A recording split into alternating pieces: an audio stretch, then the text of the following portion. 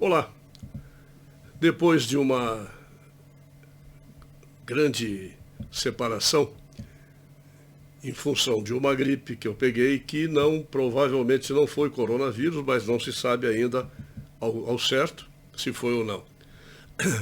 Hoje eu estou no 14º dia, que do 10º ao 14º é mais perigoso, de maneira que já estou saindo, seja ou não corona, eu estou saindo disso. Mas me deixou com a voz, vocês estão vendo, bastante alterada.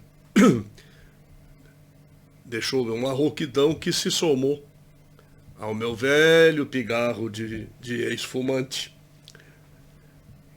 Embora eu tenha deixado de fumar há 26 anos, e me disseram que esse pigarro dura 10 anos, mais ou menos. Mentiram para mim, porque acho que eu vou morrer com ele.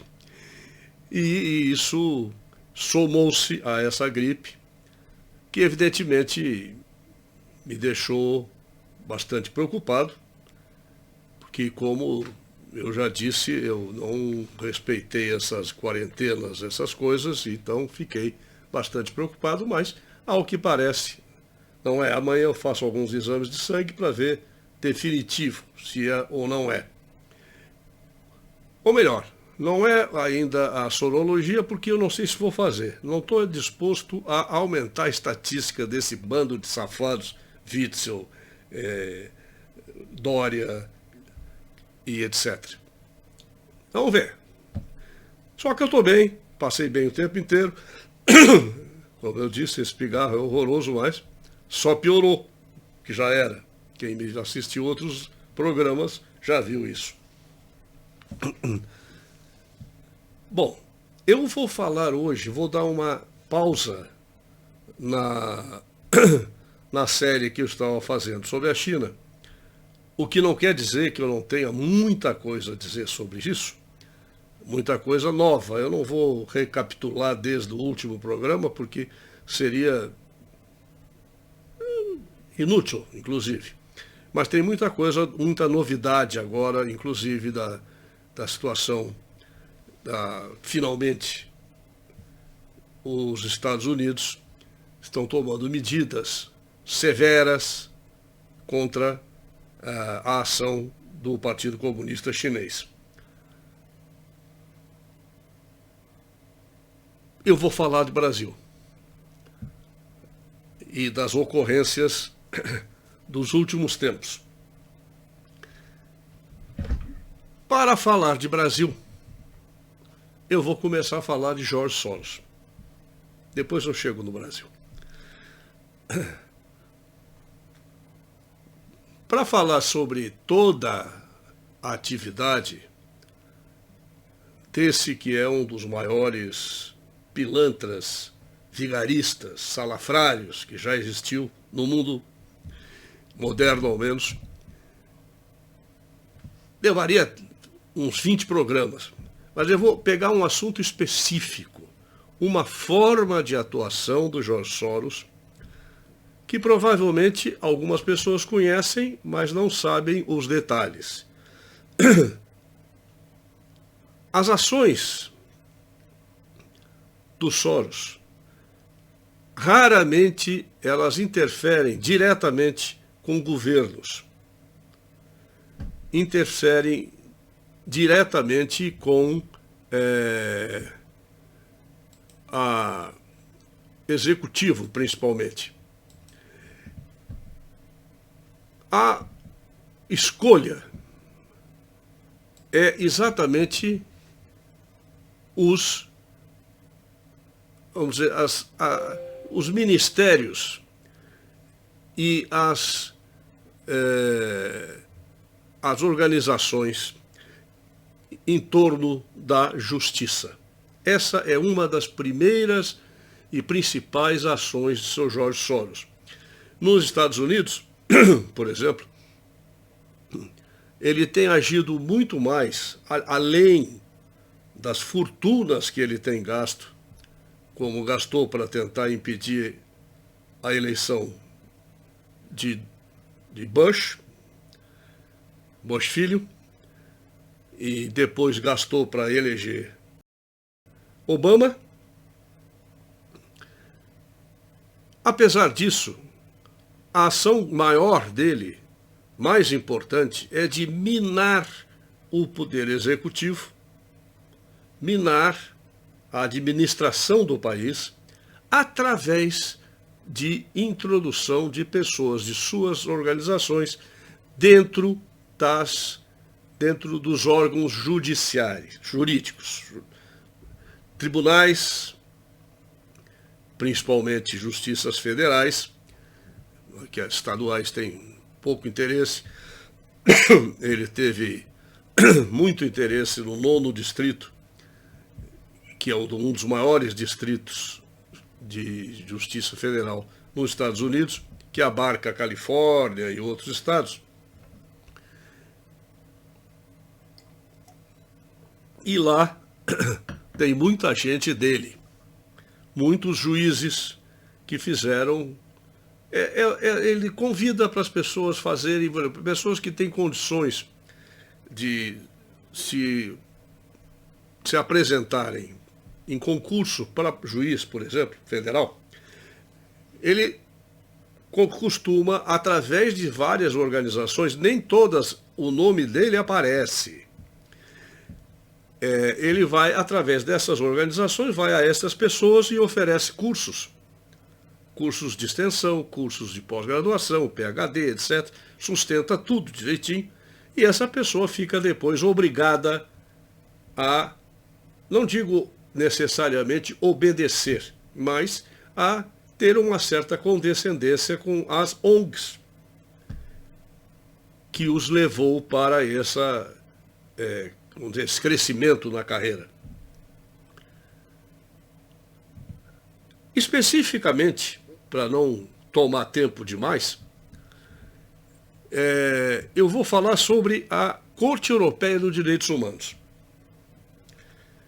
Existe uma organização, uma ONG, que não tem nada a ver com George Soros, pelo contrário, que se chama European Council of Law and Justice, Conselho Europeu de Lei e Justiça,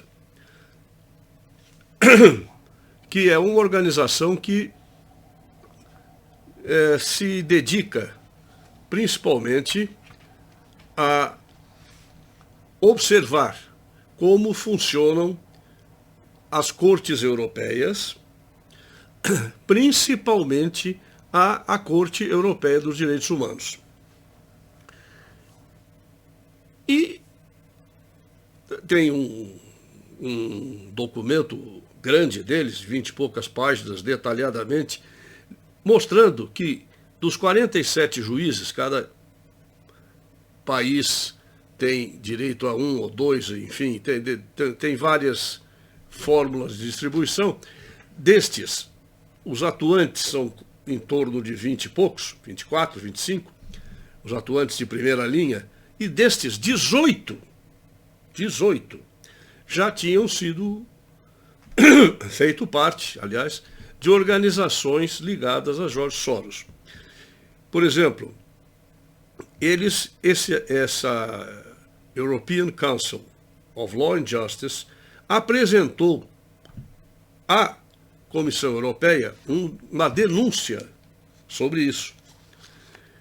E essa denúncia, ela foi apresentada dizendo que 18 dos juízes da Corte de Direitos Humanos pertenceram a, no mínimo, 7 ONGs controladas por George Soros, incluindo principalmente a Open Society, que é uma espécie de ONG das ONGs de George Soros, que é uma miríade. Se vocês quiserem, existe um site que se chama... não vou me lembrar agora, Discover the Network.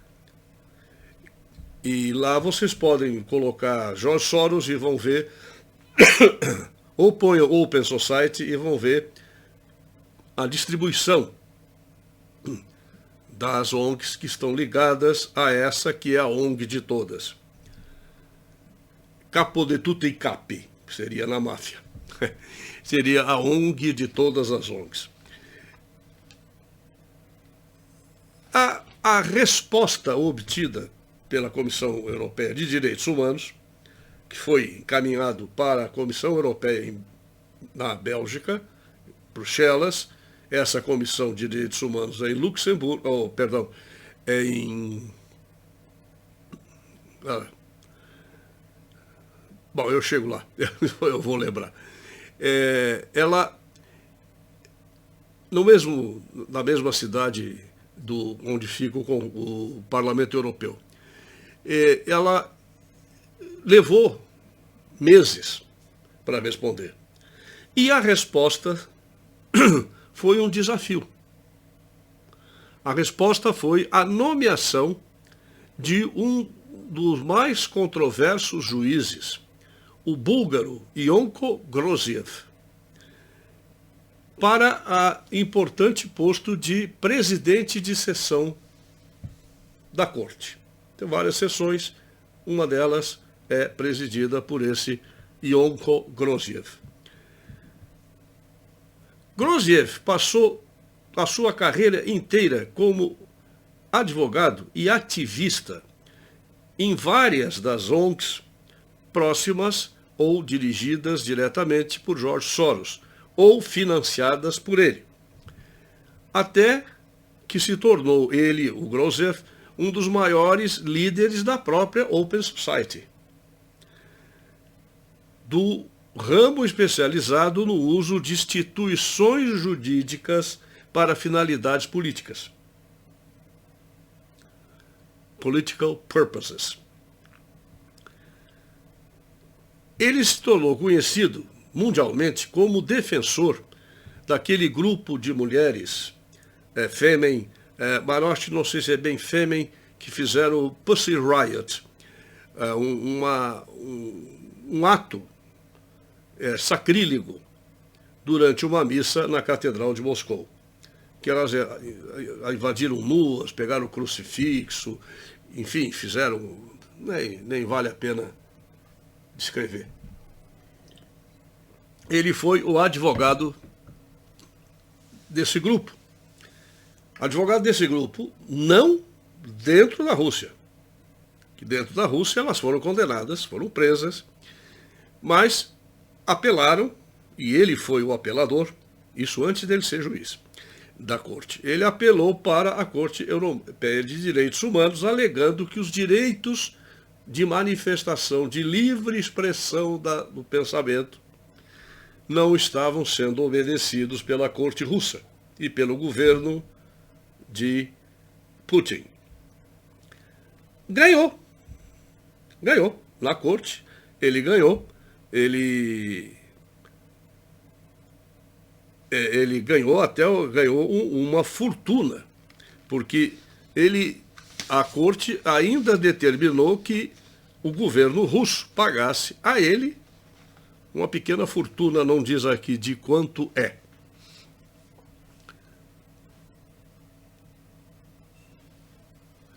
Alguns juízes que vieram de outras organizações, outras ONGs, eles simplesmente renunciaram quando foram checados, colocados em xeque. Não desse grupo de 18 que eu falei agora, outros 9, eles reconheceram que não podiam fazer parte da corte, que tinham, ou às vezes não podiam tomar determinados casos.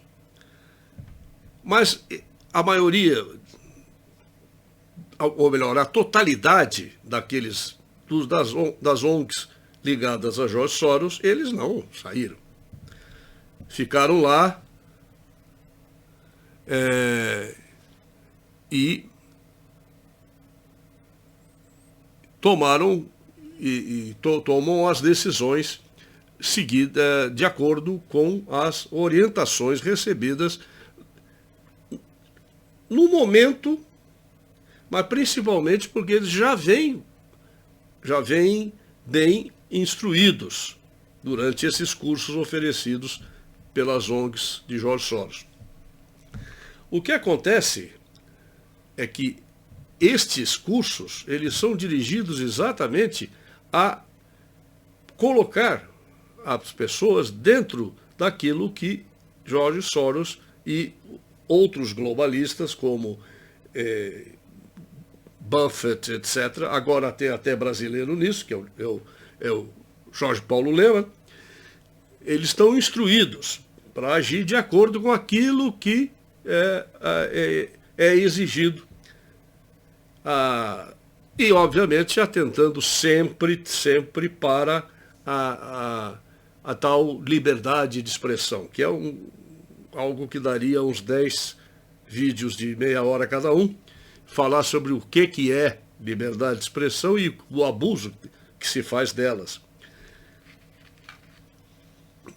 A Corte Europeia, para dar uma geral, a Corte Europeia de Direitos Humanos é considerada a consciência da Europa.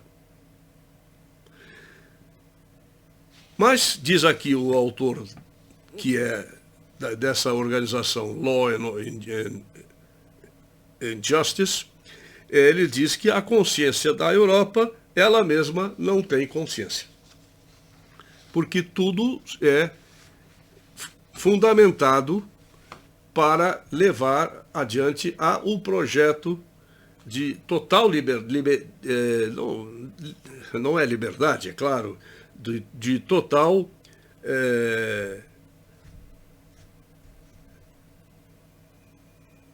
libertinagem, que se pode dizer que seja isso.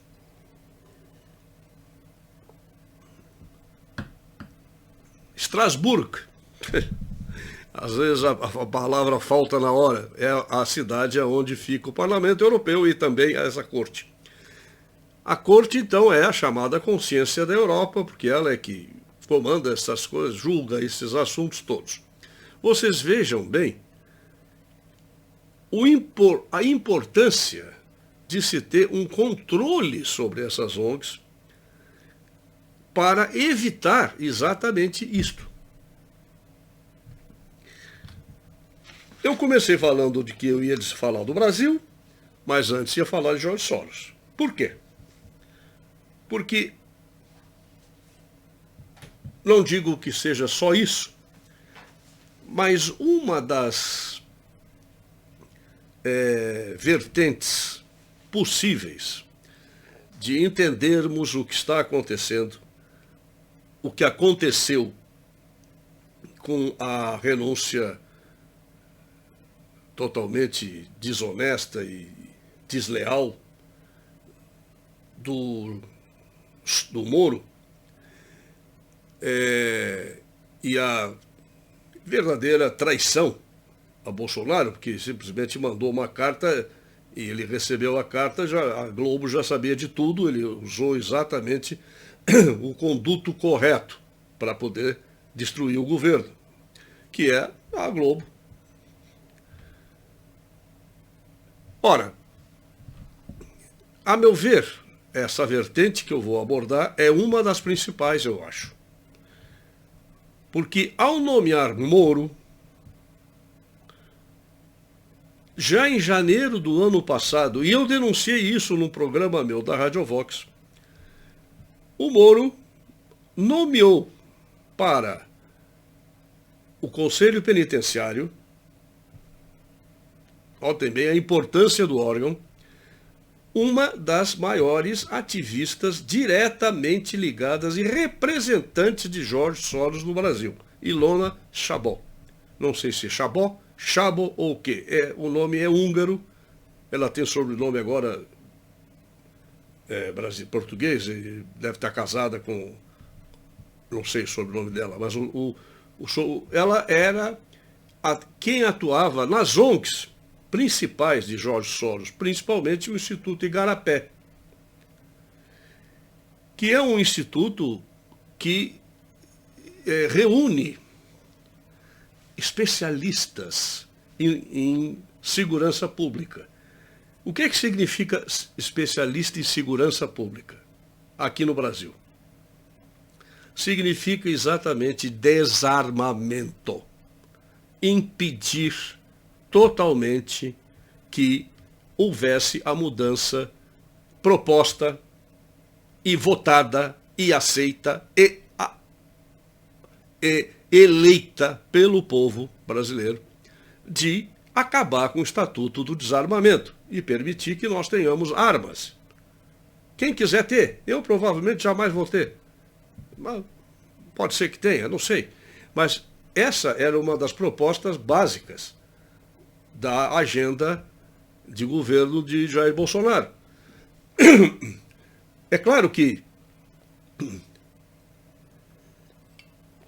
Bolsonaro errou, a meu ver, e já denunciei isso naquela ocasião. Depois fiquei quieto, porque o Moro era o herói da pátria, o dono. E eu disse, bom, não vou arrumar encrenca, mas eu denunciei na ocasião e várias outras vezes mencionei isso, porque foi aí que o Bolsonaro agiu corretamente, dizendo, não, eu não quero essa pessoa, Ilona, no Conselho Penitenciário, nem em lugar nenhum da minha administração. Porque ela é contra tudo que a minha agenda, a minha plataforma de campanha eu prometi. Moro foi obrigado a despedi-la, a desconvidá-la. Ora, ela é tão disfarçada, então uma disfarçatez enorme, que ela disse, o meu caso foi pequenininho, foi um caso pequeno. Imaginem casos grandes como o presidente Bolsonaro vai agir. Mas acontece que não é pequeno não, é grande, é enorme, porque é a introdução do Jorge Soros na administração pública brasileira. Introdução não, porque já está introduzido desde 94 através de Fernando Henrique Cardoso, que também é fechadinho com a dona Ilona. Tem até fotos dela com ele, com o Fernando Henrique, com o Soros, tem fotos que andam por aí. Então, a meu ver, aí começou toda a confusão, porque, infelizmente, eu não sei que grau de conhecimento do Moro o Bolsonaro tinha. Parece que ele é um herói, muita gente. Eu sempre tive um pouco de pé atrás, mas tive mais pé atrás com o Dallagnol, que eu sei que é de esquerda, etc. Mas eu não sei se o Bolsonaro foi bem informado de que Moro é desarmamentista. E a Ilona, Moro não sei, mas a Ilona é também a favor do aborto, a favor da liberação das drogas, que é um dos casos mais importantes para as ONGs ligadas a Jorge Soros, Fernando Henrique Cardoso e César Gaviria, ex-presidente da Colômbia. Então, note-se que a simples fato de nomear uma pessoa desse tipo, que era o oposto total e absoluto da plataforma da candidatura que foi eleita por quase 60 milhões de brasileiros, ou acho que mais do que isso, eu já disse, roubaram, mas não tem como provar. Então, aliás, vamos acabar com essas maquininhas, é uma das coisas que tem que começar a movimentação já. A última eleição seria essa de prefeito agora e a próxima não mais, daqui a 22. Mas, então, isso significou algo que deveria ter acendido um alerta no Bolsonaro, que ele estava convidando alguém que não era seu correligionário. Isso teria que estourar em algum momento. E, traiçoeiramente, acabou estourando num momento de crise que envolve, inclusive, problemas muito sérios de saúde pública, etc., que é essa pandemia.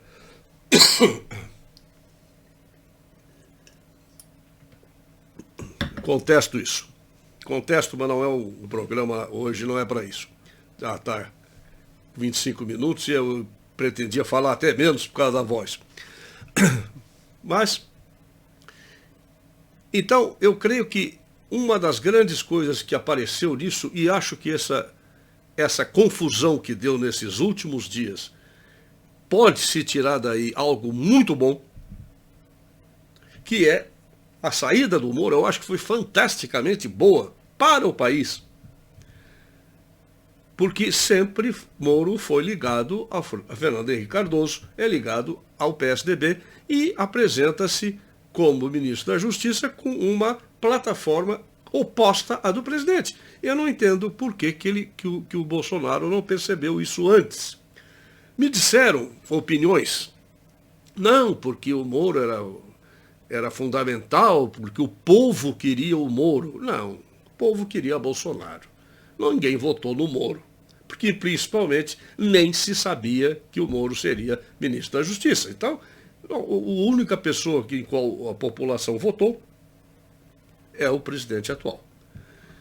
Então, esta é uma das vertentes que eu acho que deve ser abordada por quem conhece, e eu acho que eu conheço, essas questões essas questões relacionadas com Jorge Soros, relacionadas com o ativismo que esse sujeito tem através de ONGs como essas aqui do Brasil. Citando aqui a entrada dessa Ilona, significaria, contrariamente ao que ela disse, uma tremenda invasão do inimigo dentro do quartel. Se falar em termos militares, era colocar um cavalo de Troia dentro da cidadela de Troia, que seria o governo Bolsonaro. Isso, evidentemente, que é uma das vertentes, eu já disse, eu não acredito que seja só isso, tem muitas outras coisas, mas acho que nós podemos tirar coisa muito boa daí, o Brasil pode retirar uma experiência boa e de que agora as coisas estão começando a tomar forma. Criaram essa crise criada por uma atitude arrogante e totalmente inconstitucional do Alexandre Moraes de proibir uma nomeação que é constitucionalmente privativa do presidente da República. Isso está havendo uma rebordosa que tem a ver com a queda do Moro, a saída do Moro, tem a ver com a pandemia, que eu vou comentar em outra ocasião. Então, eu fico por aqui. Essa é a contribuição que eu dou ao entendimento, que é muito mais global, é claro, da confusão que se instalou em torno do Ministério da Justiça, em torno da Polícia Federal. É claro que se Moro tinha uma agenda oposta à de Bolsonaro, ele também tinha nomeado pessoas que o Bolsonaro permitiu que ele nomeasse o chefe da Polícia Federal, porque é nomeação do presidente, exclusiva, sempre foi. Quer dizer, sempre desde uma lei que eu não sei agora de 2012, 2010, da Dilma, do tempo da Dilma. E então eu fico por aqui esperando ter dado uma contribuição para o entendimento, porque é esta a maneira que Jorge Soros se enfia nos governos. É através de ONGs que vão se adentrando, e isso estava em franca maravilha no tempo do Lula e da Dilma. Agora está começando, e Bolsonaro começou a liquidar com isso, ele e os ministros das áreas. e evidentemente que o risco que ele corre é muito grande de toda hora ter que estar em crise, e que dizem que ele é que cria. Bom, agradeço a audiência e a paciência. Até o próximo programa.